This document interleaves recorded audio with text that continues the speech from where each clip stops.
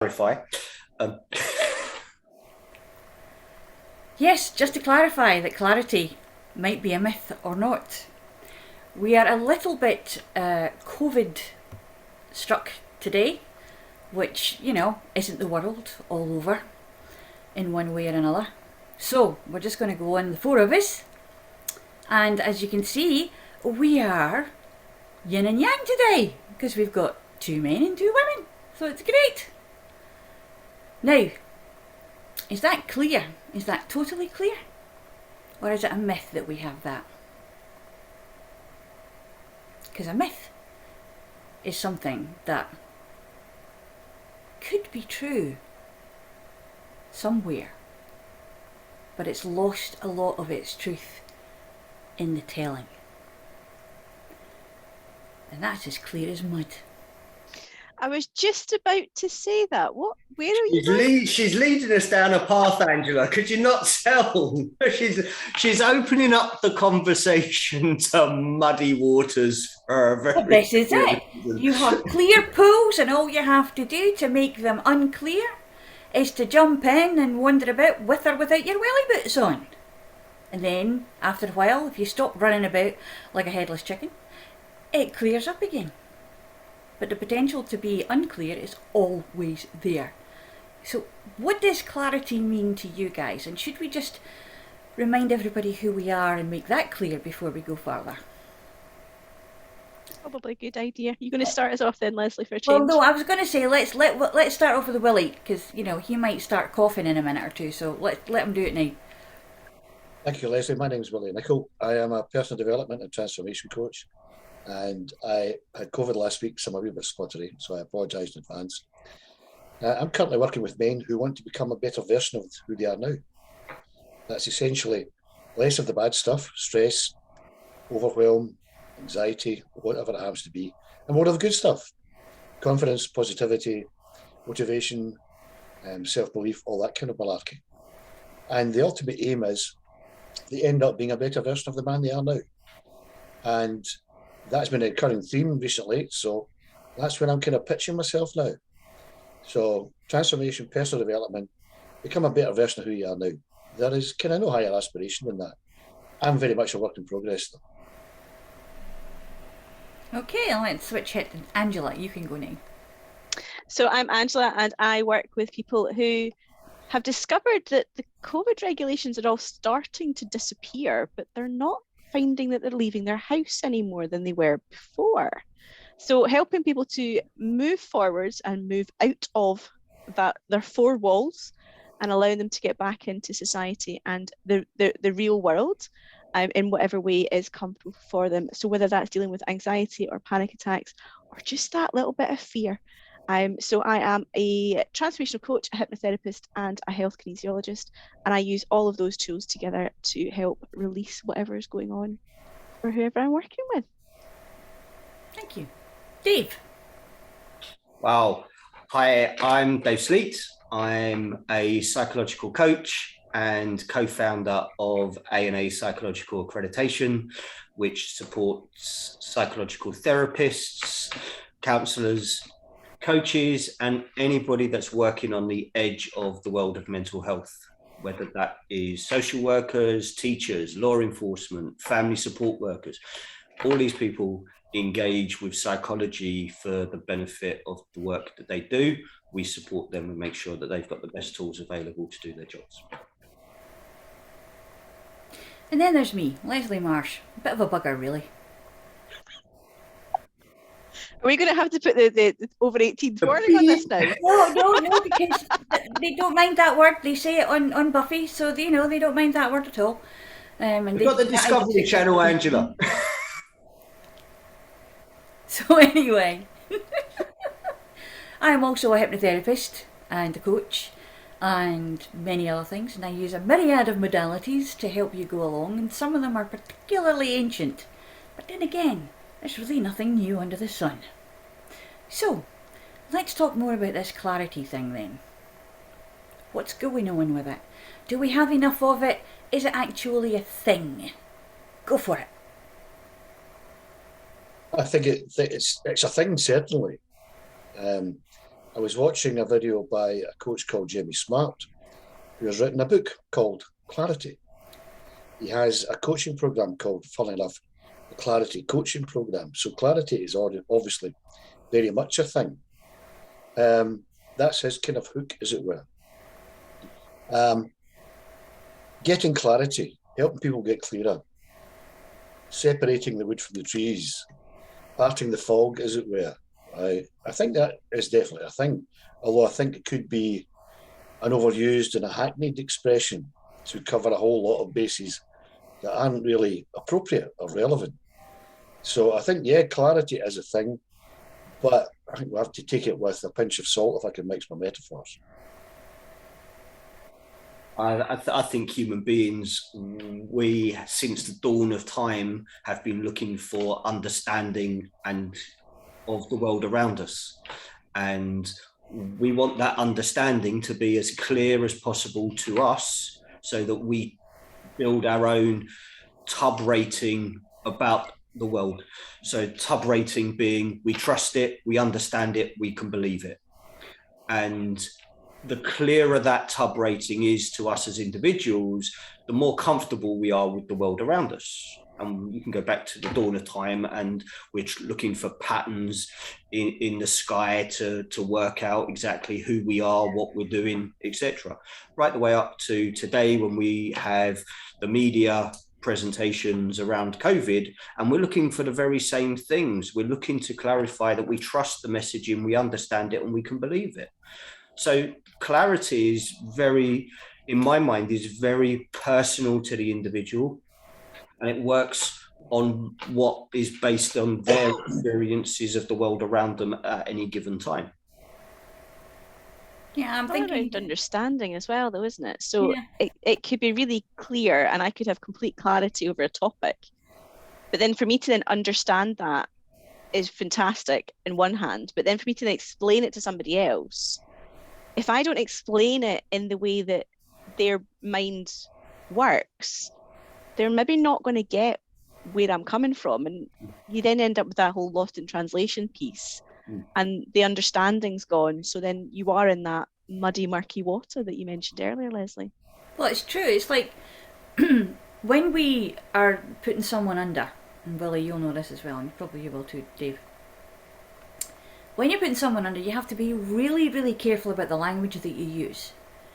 Because if you say one thing, just the teeniest thing, that they're not aligned with, that they don't believe, that they find insulting, or just makes them really quite angry, they'll come right up and say, no, you're not doing this. You mean when someone says to me to picture the scene? Yeah, well, for those of you who have never joined us before, Angela has an interesting situation going on where she has aphantasia, which I am actually just a teeny bit envious of sometimes, since there's a whole circus going on in my head most of the time, and it has noise too. So Angela has no inner eye. She can't see things in her head the way that perhaps people who are very visual can. But she also doesn't really hear voices, do you? You don't have conversations in your head. Yes, as far as I'm concerned, you guys must be hallucinating, right? And hearing voices. So that to me is bizarre. Well, interestingly enough, it makes me wonder if aphantasia, now this is where I would really like to clear this up at one point. if a while ago, way back when, it was considered that a person who saw things that weren't there and who heard things that weren't there was absolutely mad. But these days we find it really just simple to say, yeah, I was thinking about that and I said to myself. Yeah, 200 years ago that would have got you drowned. Oh yeah, or burned. Or burnt, yeah. Or both, or hung, just to be sure. Quartered, Oh yeah, we're going to franchise you're this one. implying I'm the only one that's not a witch here then? Is that what you're getting at? No, I wouldn't say that you're not a witch, dear. Now, there's a whole other show about Wicca. I think that I said hackneyed phrase, right? Clarity. Just let me clarify that for you. What a stupid phrase. right? Oh, it's condescending, isn't it? Right. Well, apart from it's condescending and it's rude and it's patronising and everything else, right? How do you know that you're going to clarify that for them? Unless it's something very simple like 1 and 1, that is 2. Mm. Right? But Only if you add them together. Otherwise, it's 11. well, Or 1. Go, right? Or 1 or whatever. But if you say something like that, who are you to clarify something? Unless you're asked specifically, could you explain that a bit more fully? So I like what you said, Dave, about clarity can be a very personal thing. Apart from what something might be clear to me and not to you, generally it's the other way about. Things are very clear to people and they're not to me. But what is clarity? Is it understanding? Is it what is it? Is it light bulb moment? I've got it now. Generally takes me a few goes before I get the light bulb moments. But clarity, I believe, is a thing, but kind of hard to define and very personal. Yeah, for me, it's being kind of straight and honest and laying it out on the table and saying, there it's there. That's who I am. That's what I'm doing. That's what I'm saying. However, I That do can tend still to be have open to interpretation. Yeah, I know. And it's that personal view of the person receiving that information. But that's where we come on to, is it a myth? Because one person's clarity is not necessarily another's. I mean, coming on to explaining yourself, I find that I have to do that quite a lot. Because I have big conceptual clarity. But sometimes when it comes down to the eeny teeny beeny wee bits and bringing it right down to like a focal point, we were talking about that earlier, it just makes my eyes cross and I just give up. I was on a presentation thing on Saturday. Yeah, somebody does these things on Saturdays. And she was doing a presentation and she started showing all this data. Now I'm dyscalculate. And all you have to do to make me sleep if I've got insomnia is say Excel spreadsheet. Because it's just a total confusion set. And there Yes, my eyes light up. Yeah, you see, for her that's clarity. For me, it's a bog. It's a disaster. And I couldn't hear her. I couldn't see the screen. I didn't know what was going on. And then afterwards we went into a breakout room and one of the guys said to me, so what did you think of that? So I said, I didn't. Don't get it.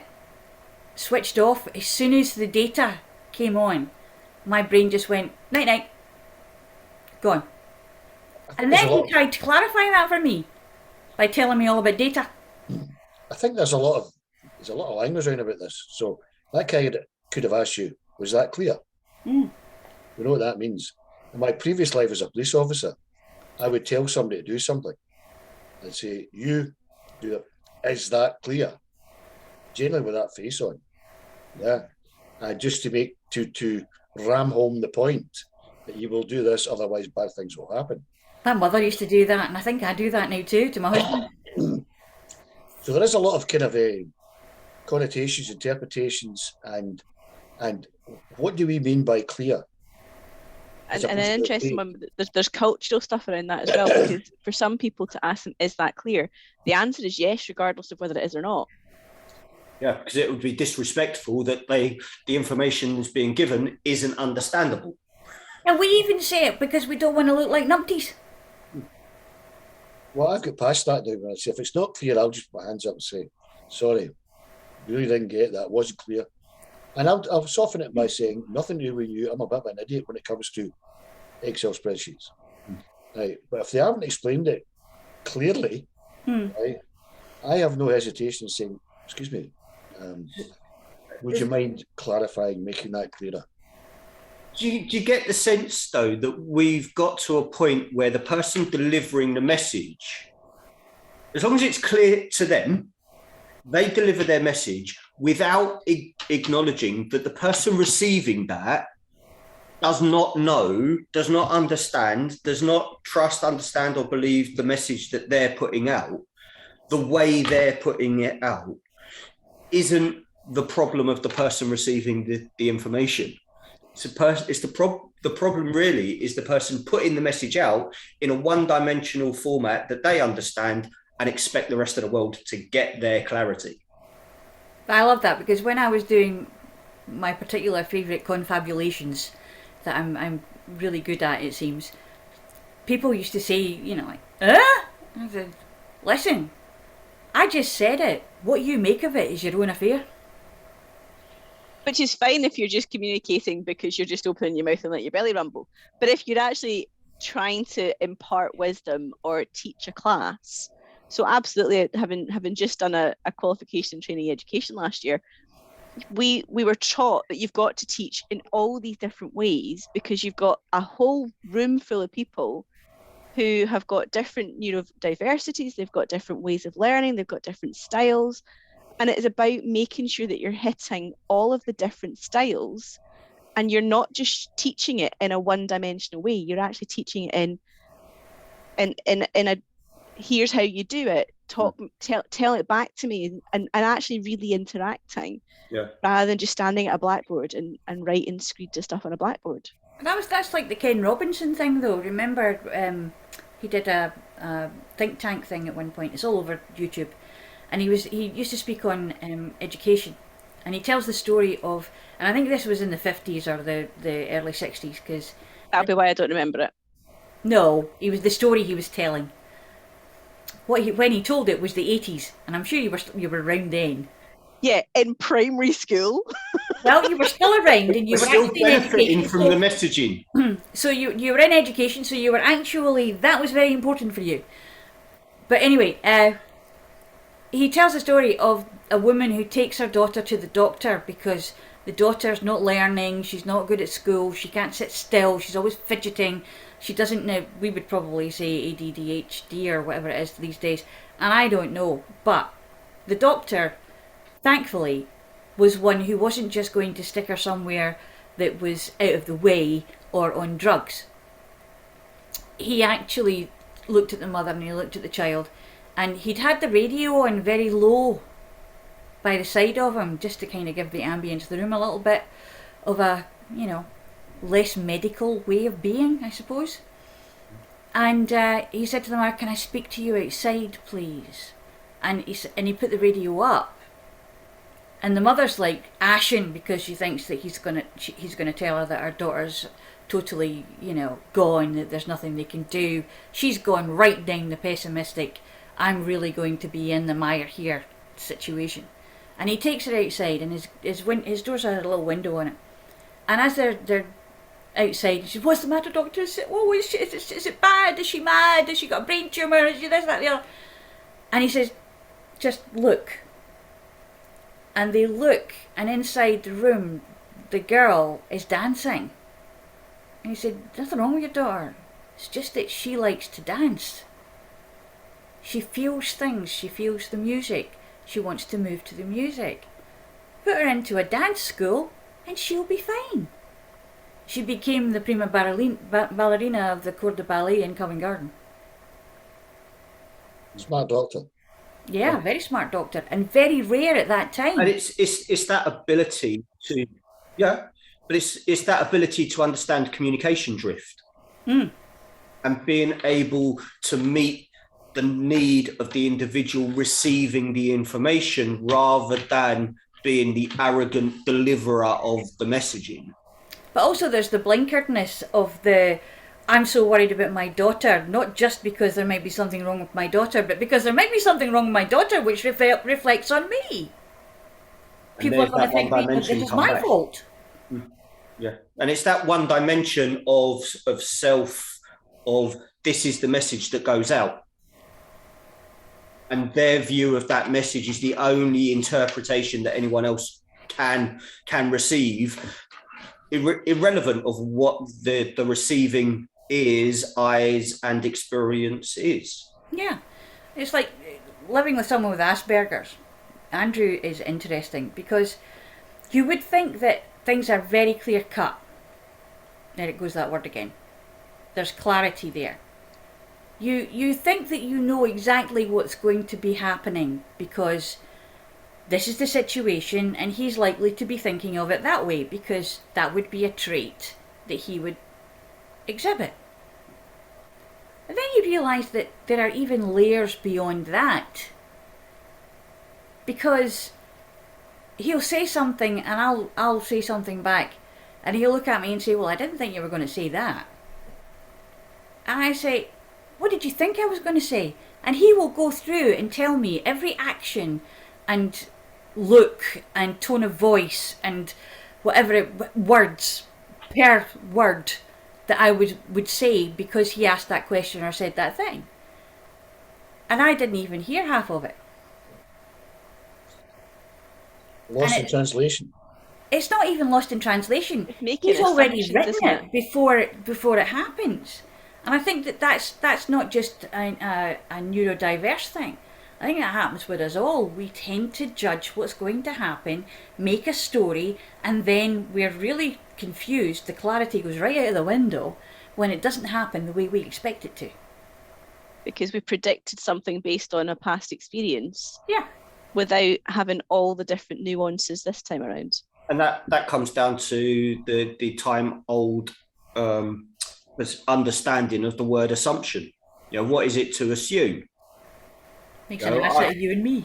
Exactly. Now, you know, I can remember 20 years ago, stood in front of a board of directors of a multinational company going, "You're all making an assumption. The problem is it's okay to make the assumption provided you don't act on that assumption.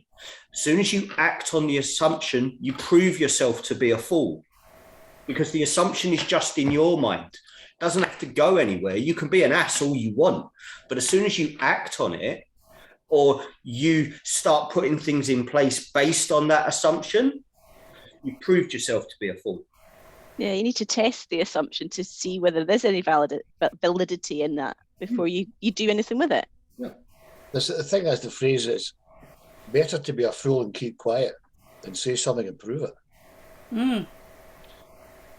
I don't know why that came into my head, but I think the clarity of being clear that it all boils down to communication. The best communicators follow the KISS principle. Keep it simple, stupid. Right? So they will deliver whatever the message is in the best possible manner so the best number of people will get the message. So I watch TED Talks and I'll go, "I like that one. Not so fussed on that one." I watched one this afternoon by a very famous hypnotherapist in Canada called Mike Mandel, who's even older than me. And he told this story and employed some nested loops and metaphors. A bit like Billy Connolly, when he starts off saying one thing, goes off at a tangent, and we know what nested loops are for the benefit of those who don't. One story becomes another story, and then eventually they're all back together to get back to the first story. And the point of Mandel's story, he talked about hypnotherapy, he talked about hypnotism, Milton Erickson, was that he got it all together, brought it all back in, and we sat there and thought that was absolutely brilliant. So the communication is the thing. And I think it'd be very big-headed of anyone to say, "I deliver a message which will be absolutely clear to everybody in the room." Maybe the top people can do it, but there are not many of them. Yeah, it's like that thing. Well, there's the Delphic Oracle, which has no grammar whatsoever and can be taken so many different ways, which is how it usually ends up getting done, just as you expect it to. But there's also, it happened with my husband's daughter. We were going up the hill one time, and she looked at a sign and she said, "Oh, wasp destroyed £35. How did they know it was £35 that they ate?"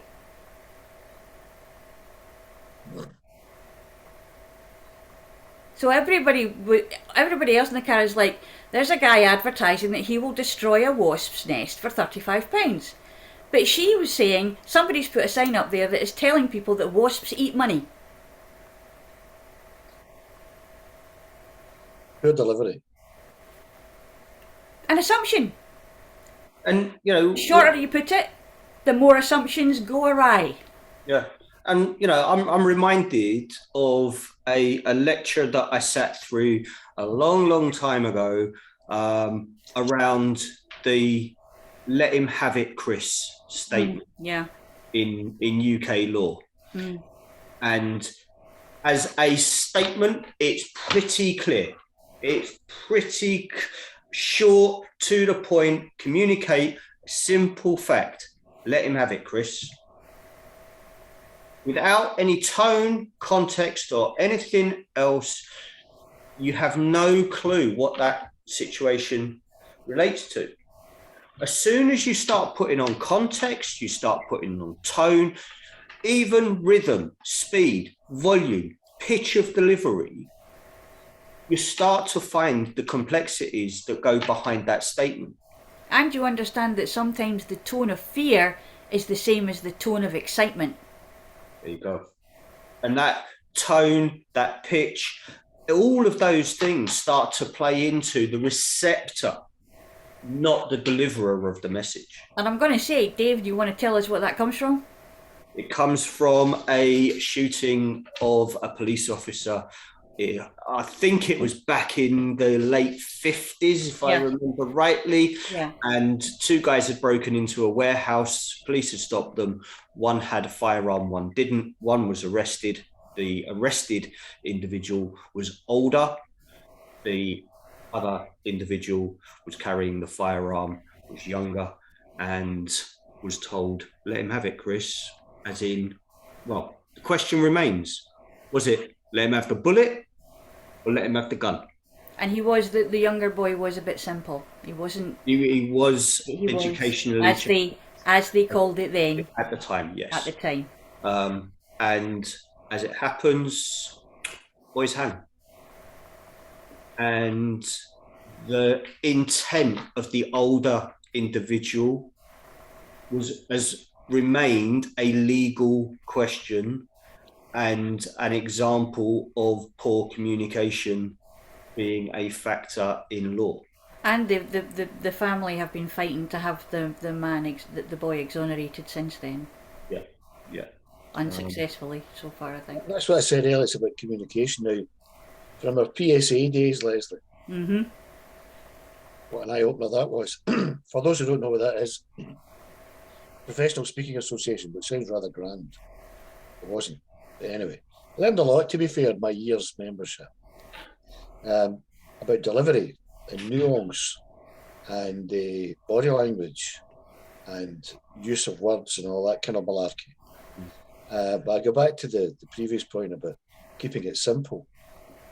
The most effective deliverers of information are those who keep it simple in order to maximise the number of people who will have clarity and understand it. I think there are too many people who think, let's make this complex because I'm quite brainy, and if they don't get it, that's their problem. Totally the wrong attitude. And it's an attitude we see in modern mass messaging from authority. Well, don't get me started. Stuff that you get from Boris Teflon Johnson. I would go even wider than that. When you look at the global environment that we're all in, you can go back even beyond the pandemic. When situations have been complex globally, politicians, world leaders, business leaders who really want to remain as in those roles of control will tell everybody else how complicated this situation is. It's gone on for so long. Really, you guys out there, don't worry about this. We've got this. That makes it clear to me that they're the ones who think it's complicated and complex, because basically they're the guys who don't know what price a pint of milk is. Exactly. But they use that complexity to try and remain in positions of authority and kind of put things down to everybody else's, look, you can't handle this. Don't think you can step into this argument. You can't work this one out. This is really complex. We're the people to fix this. Go back to 2008 with the banks. This is such a complex situation. We need these people to fix it. These are the people that broke it. If a football manager broke the team, you wouldn't keep the football manager to fix the team. Well, the interesting thing is, though, when it comes to that, if you sit down and you look at it from a place of perspective, what's actually happening is, yes, there are simple ways of dealing with these things. And why are they not chosen? Because the middlemen wouldn't get paid. And therefore the clarity has to be removed. Yep. In order to maintain the status quo, in order to maintain the positions of power, positions of authority, and all of these things in a post-pandemic arena, historically, have always been challenged. There's a word for that, and I love it because it sounds like a sweary. Obfuscation. Good. Obfuscation. It's like clarity. What's clarity? What's complexity? What's complicated? If you take all these three C's together, as you allude to, Dave, is that the people in charge, if you like, in power, say, you numbnuts are too stupid to understand this, and we'll keep it as complicated or as complex or as unclear as we can, right, to make sure that we stay in control. There's another C word, control. I'm on a roll here. So I think the vast majority of adults resent that, being treated like a muppet, and are quite capable of making their own judgment calls. And so that when the use of lack of clarity or complexity or being complicated is an excuse for these muppets to keep us under control, that's when I certainly, on a personal level, get a bit miffed. And I'm reminded from back when I was looking at military commanders. Any situation where you have that situation of control that is required, the easiest way is to fall back on Julius Caesar. Divide and conquer. You cannot defeat anything when there is clarity amongst the population. You can't. You cannot have a minority control situation if the audience that you are trying to control has clarity. You have to divide it. And that clarity of understanding, when it's flipped on its head, and as Willie says, when you realize that you're actually being treated like a muppet, you're kind of going to stand up and go, actually, no, I understand this. I see this clearly now. And that clarity of mass individuals to see what's happening and the control that's being asserted is what happens historically after every mass pandemic in history. That has happened. And we're going through the same cycle now.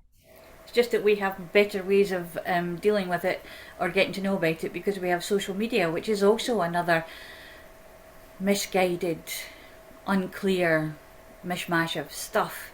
So bringing it back to the therapeutic idea and the therapist's idea, when it comes to someone coming to us, and we've all seen particularly this mass resignation situation where they had a clear idea, I don't want to work for that anymore, I want to work for me, or I can't trust that person anymore, I can only trust me.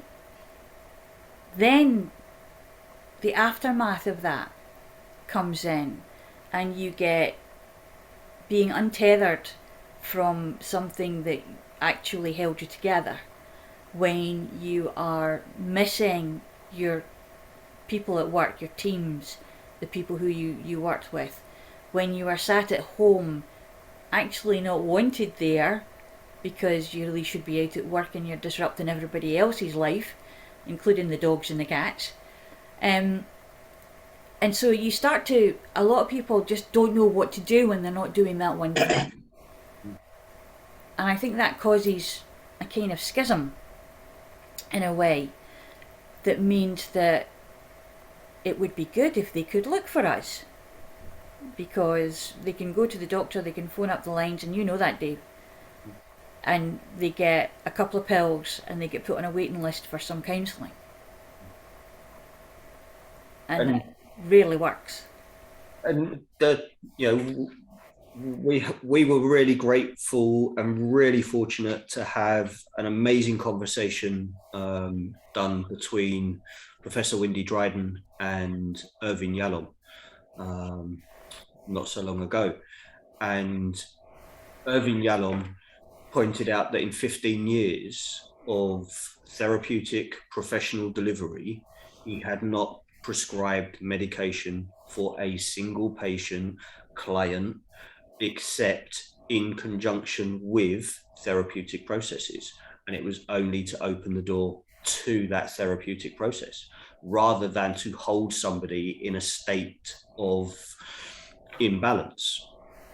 And when you have someone of Yalom's experience of professional status globally making a statement that contradicts near enough the entire medical response to psychological imbalances in whichever way they present, there has to be something amiss in the medical response to only resort to let's medicate, get this out of the room within the next 8 minutes because I've got somebody else that I need to see.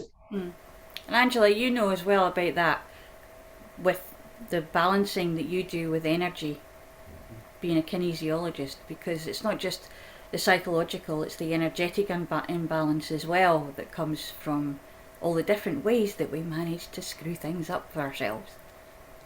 It's also that point that if you've got that 8 minutes, then for the vast majority of someone coming in, you've got 8 minutes to treat them and heal them.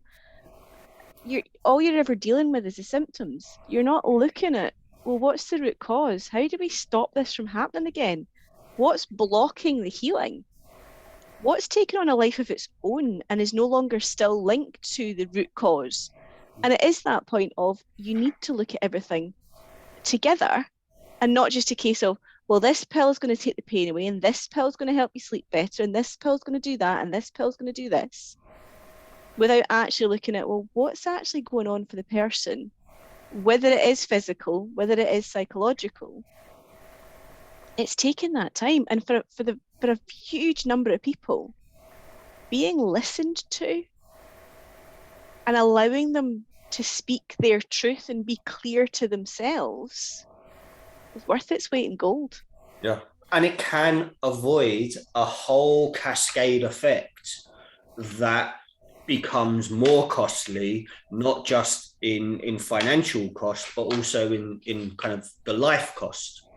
And A.P.A is exceedingly proud to be the only mental health professional organisation in the UK that is advocating therapeutic intervention for the NHS 111 service. So instead of call 111, get put onto a waiting list to speak to a professional within the next 7 days, and then maybe on a waiting list that might be 6 months before you speak to a therapeutic professional, we've actually designed a process where you can speak to a therapeutic professional at that first phone call, have an intervention where that being listened to, that time to make the assessment beyond the 8 minutes can be done by a qualified therapeutic professional.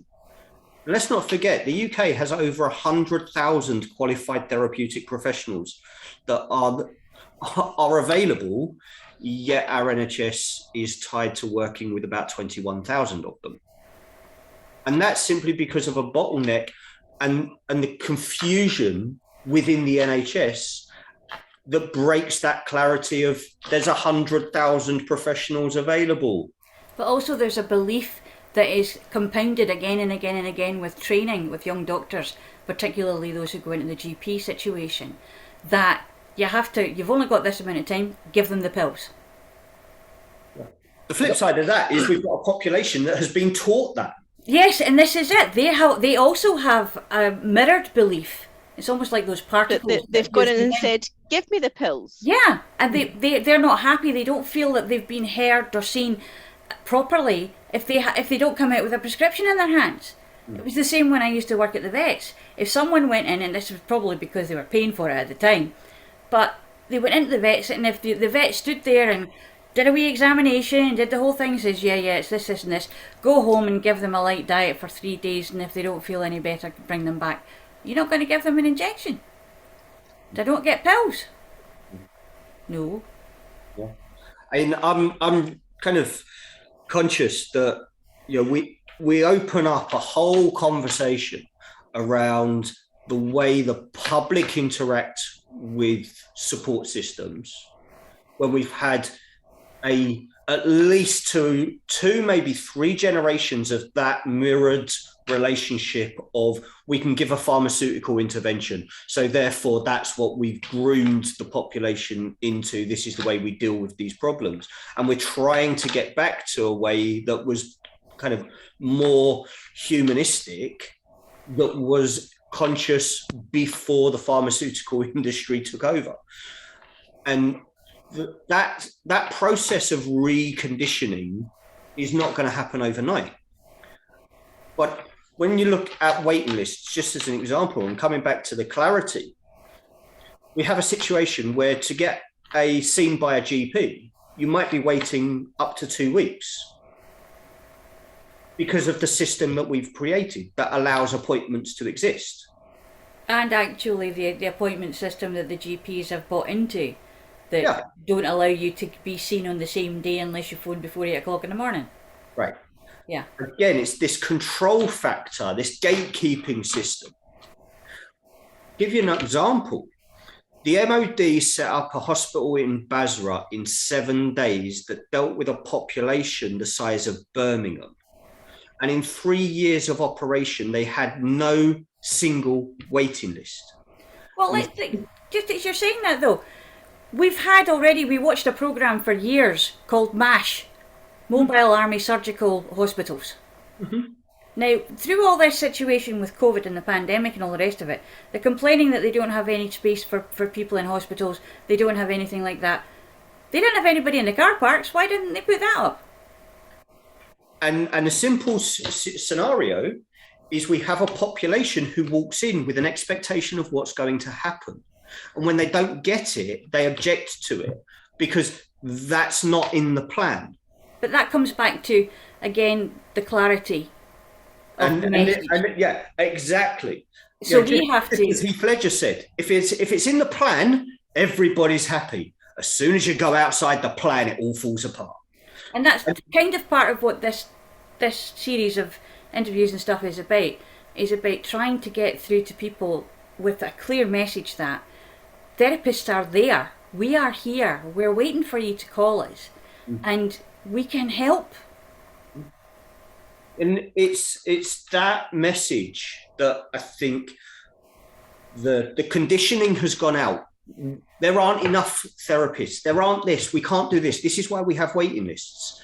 Yet we ignore the clear fact that the only reason that message exists is because the mental health sector has put a bottleneck on those professionals working with the NHS. I find it interesting that a lot of corporations now, big businesses, etc., and even the middle businesses, are actually putting well-being packages together. Now, Willie, you work with the Chamber of Commerce. Yep. And you know about what they're doing where you are? Yeah, there is a kind of loosening of the changes that were, I think, exacerbated by or promoted by the pandemic, where mental well-being, I don't like particularly using mental health, because the opposite of health is sickness. Right? One thing that really rips my knitting, as they say, is mental health first aiders. Right? The first aiders, right? You must be ill, you must be sick, there must be something wrong with you. Call them in you like, mental well-being support staff, whatever you like. Anyway, we're back to language there. But we'll come back generationally. I think our expectations are how clear we were about what happened when we went to the doctor, right? And we had our expectations of whatever it was. And then the medical people, the doctors, receptionists, practice nurses and whatnot, they've got their expectation of the service they're offering. And very often the two don't coincide at all.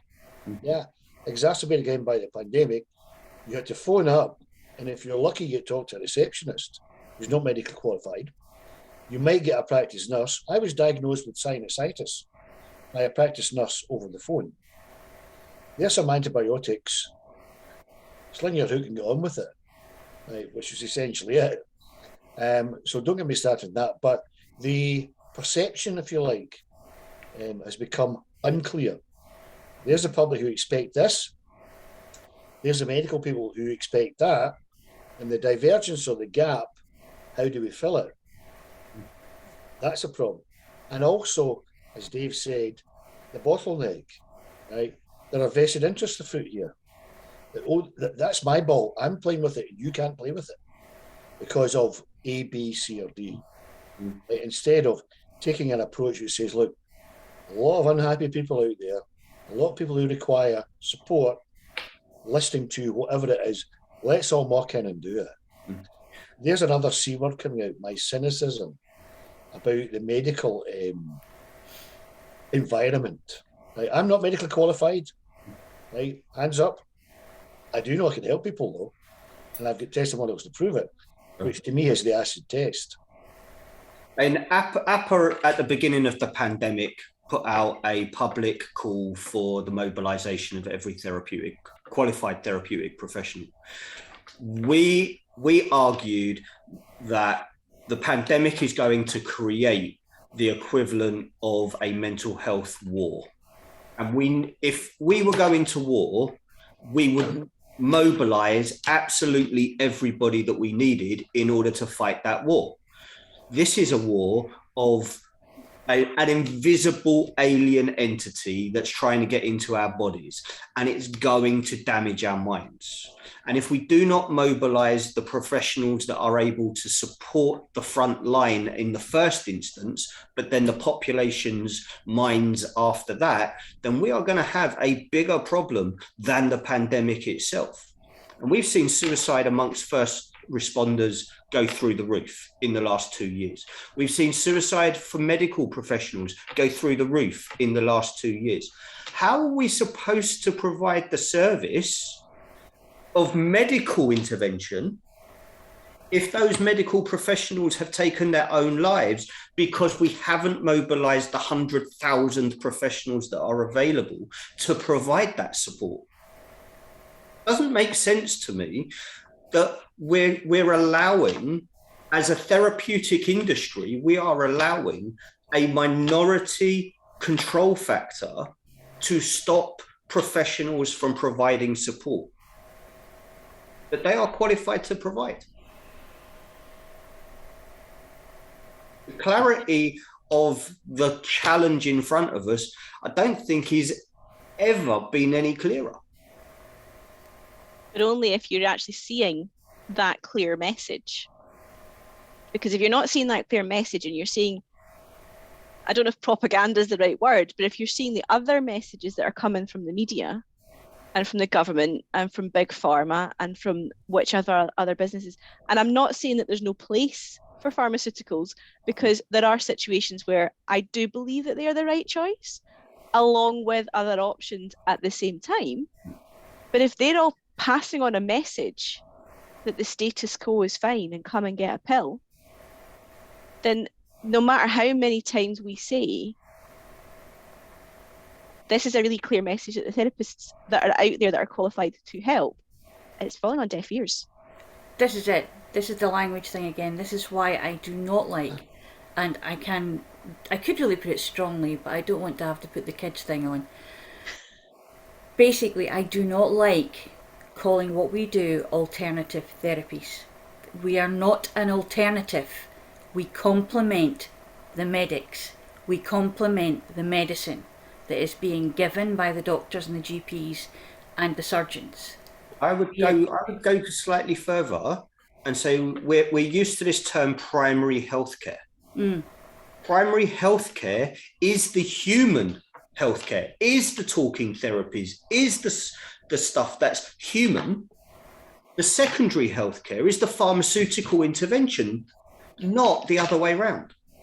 Primary healthcare, primary to us, the individual. Secondary is the intervention from outside. And we go back to the therapeutic principle of the internal locus of evaluation is a damn sight stronger than the external one.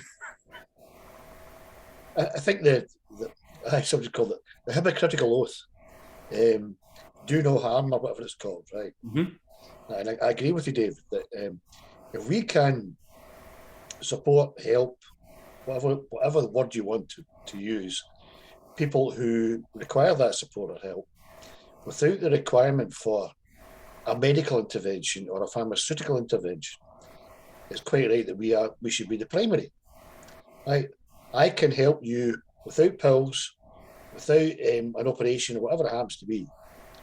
And that will get up the backs of the secondary providers. Wait a minute, I'm the expert. I'm the guy who does the surgery. I'm the guy who prescribes the pills. I make the pills. I make the surgical equipment. And they're not going to be happy. Oh, Willie, when it comes to anything like that, surgeons are never happy. Well, absolutely. But one other thing I would say was, I love the word obfuscation. It just kind of rolls off the tongue. And I was, just to digress slightly, when I found out that the government deployed nudge units whose sole purpose is to nudge the behaviour of the public in a certain way, primary tactic was scare the out of them. Yep. Yeah. And now the public are starting to think, you know what? I'm fed up being feared. I'm fed up being imposed upon. Right? They have become clearer, despite the obfuscation and the nudgy and the obscure language and the appalling misuse of statistics. Right? Oh, yeah. Whereby said nudge unit and Mr. Professor Ferguson, or whatever it is, we always work on the basis of the worst possible case scenario, or the worst plausible case scenario. So my immediate thought is, well, why don't you do the best possible case scenario? And it turns out the best possible was much more accurate than the worst scenario. But that wouldn't nudge you sufficiently. If you say, well, it's only X number of deaths as opposed to a squillion deaths. That's not going to achieve the aim. It's just to sufficiently frighten you to do as you're told. Yeah. And it comes down to that control factor, isn't it? One thing that the pandemic has amplified, it's amplified every trait of human nature. Good, bad, and indifferent. Pandemics do this because of that fear factor. That fear of loss of life creates that amplification. And that is as clear as day to absolutely everybody that we have been driven by fear. But the coping strategy is the same now of our leaderships all over the world, predominantly, except really in indigenous populations, as it has been from the Black Plague in the Middle Ages. We've used the same coping strategy, the same control features, whether, you could go back to the Roman Empire and it was the same factors. We haven't learned, or our leadership isn't learning from the benefit of psychological understanding.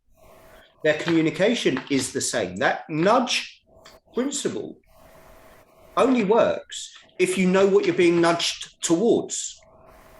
And that fear factor is to maintain control.